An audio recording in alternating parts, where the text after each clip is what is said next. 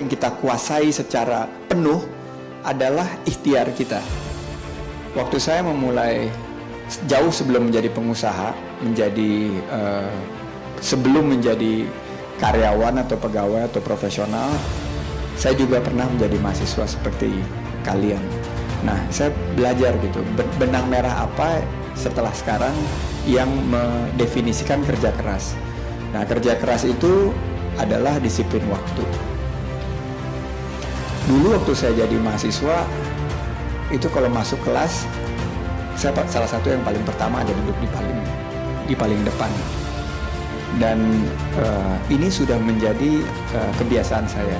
Ibu saya dulu mendidik keras. Dan kemarin mama ke rumah, terus kita bercanda karena Afiliani di sebuah show-nya Afiliani View mewawancarai saya. Dia tanya, bagaimana sih ibu mendidik dulu? Min Uno tuh mendidik Sandi Uno seperti apa? Saya bilang nggak bisa dijelaskan sekarang. Kenapa? Karena kalau dijelaskan sekarang itu masuknya ke kategori KDRT. Loh bener. Jadi dulu di zaman saya itu disabet pakai sabuk itu udah menjadi sarapan yang rutin. Jadi ini saya jarang cerita karena sekarang konteksnya sudah jauh berbeda. Tapi dulu bangun pagi, kalau nggak bangun paginya tepat waktu, itu udah pasti ada suatu hukumannya gitu. Nilai jelek yang didapat di sekolah itu harus pasti kena ganjarannya, hukumannya gitu. Nah, karena dididik secara keras, itu langsung merefleksikan kepada saya bahwa disiplin itu adalah kunci dan tidak pernah ada kompromi. Jadi disiplin terhadap diri sendiri, disiplin terhadap waktu, disiplin terhadap kualitas kerja itu adalah suatu hal yang utama. Kalau mengerjakan sesuatu itu saya nggak pernah sekali buat terus langsung kumpulin. Diperiksa berkali-kali itu karena itu juga didikan daripada ibu. Bahwa hasil yang kerja yang diberikan itu harus sesempurna mungkin. Karena kenapa? Balik lagi. Hasil yang tentukan adalah orang lain, atau hasil utama itu yang ditentukan adalah Allah Subhanahu wa Ta'ala. Tapi ikhtiar itu kita yang tentukan sendiri. Yang kita kontrol itu adalah kerja keras kita, ikhtiar kita. Nah, ini yang saya ingin share, bahwa mumpung masih muda-muda, dalam mengerjakan sesuatu itu harus 100%, nggak boleh setengah-setengah. Dan kita harus punya prioritas apa yang kita mau kerjakan. Nah, kerja keras itu adalah seluruh dasar daripada usaha kita. Banyak yang cerita mengenai kesuksesan yang fenomenal. Bukan hanya pengusaha, tapi politisi dan lain-lain. Tapi yang paling denominator atau titik persamaan daripada orang-orang sukses itu adalah etos kerjanya terhadap kerja keras itu. Begitu saya menjadi profesional pegawai, saya usahakan saya orang yang paling pertama ada di kantor. Jadi kadang-kadang datangnya bareng-bareng sama office boy yang bersih-bersihin. Itu saya nunggu sampai pintunya dibuka, masuk kantor. Waktu itu saya masih jadi profesional. Ada beberapa teman-teman nanya, wah rajin banget sih, cari muka ya. Pengen kalau di ini intinya pengen cepat naik pangkat ya. Enggak, saya bilang ini adalah wujud daripada hard work. Kerja keras itu adalah datang tepat waktu, malah sebelum kantor dibuka itu sudah ada.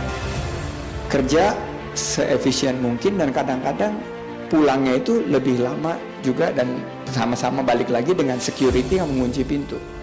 Itu adalah wujud kerja keras. Ini sebelum jadi pengusaha.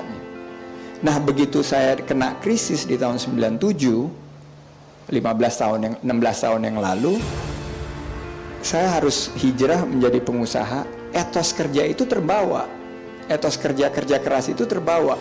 Jadi waktu menjadi pengusaha, saya ngelihat rekan-rekan pengusaha yang lain yang datangnya jam 10, jam 11, saya jenggah gitu. Karena kebiasaan saya sebagai profesional kerja harus yang paling pertama di kantor dan paling terakhir di kantor.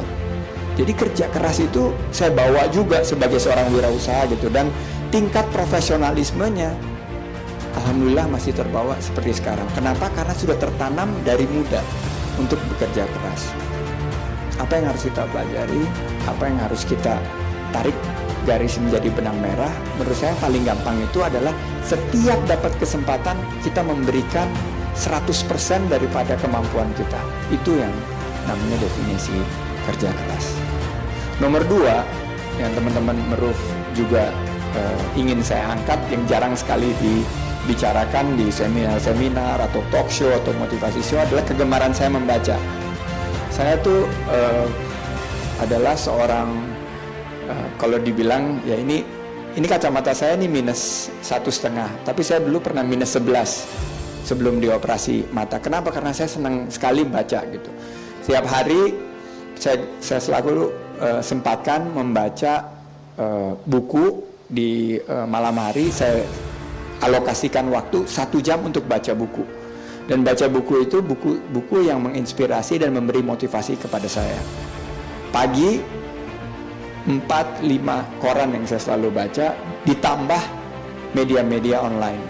Jadi teman-teman di kantor itu bilang, Sandi ini tong sampahnya informasi.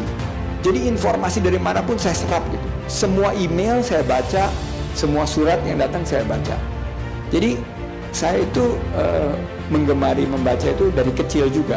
Dan buku-buku yang saya baca itu mulai dari buku-buku cerita sampai buku-buku textbook dan lain-lain, itu semua saya kumpulkan sampai sekarang gitu. Nah, kegemaran membaca itu ternyata menurut studi daripada Harvard, bahwa pengusaha yang sukses itu ternyata memiliki hobi yang sama, yaitu hobi baca. Dan sekarang ini kan baca nggak cuma baca buku, baca di internet, di online juga sudah banyak. Karena informasi itu begitu banyak, perkaya diri kita dengan informasi yang sebanyak-banyaknya. 2 yang saya ingin share, kerja keras dan gemar membaca.